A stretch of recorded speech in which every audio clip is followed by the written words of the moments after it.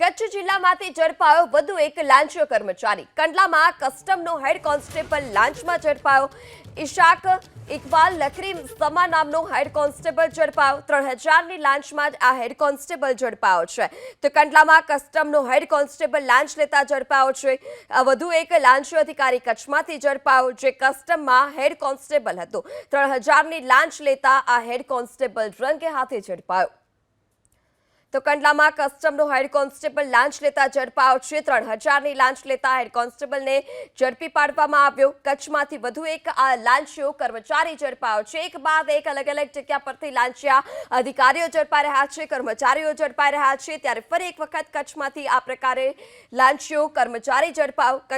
કંડલામાં કસ્ટમનો head constable લાંચ લેતા ઝડપાયો છે. 3000ની લાંચમાં આ કોન્સ્ટેબલ ઝડપાયો. સંવાદદાતા હર્ષદ ફોન લાઈનથી જોડાઈ ચૂક્યા છે. જી હર્ષદ, કંડલામાં કસ્ટમનો હેડ કોન્સ્ટેબલ લાંચ લેતા ઝડપાયો છે, શું વધારે વિગતો? વધુ એક લાંચિયો અધિકારી જે છે તે કચ્છમાંથી લાંચ લેતા ઝડપાયા હોવાની વિગત જે છે તે હાલ સામે આવી રહી છે. પૂર્વ કચ્છ કંડલા ઝોન ઇકોનોમિક કંડલા ઝોનમાં ફરજ બજાવતા કસ્ટમના હેડ કોન્સ્ટેબલ જે છે તે 3000 રૂપિયાની લાંચ લેતા એસીબીએ રંગે હાથે જે છે તે ઝડપી પાડ્યો છે.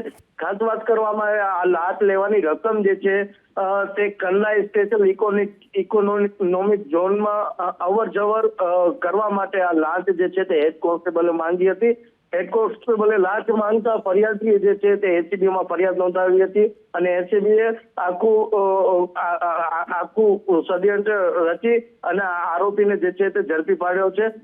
હજુ પણ જે કંડલા ઇકોનોમિક ઝોનમાં ચાલતા જે ગેરવ્યવહાર છે તેના ઉપર અંકુશ મૂકવું એ પણ એક જરૂરી વાત છે. જી હર્ષદ, સમગ્ર માહિતી બદલ આભાર.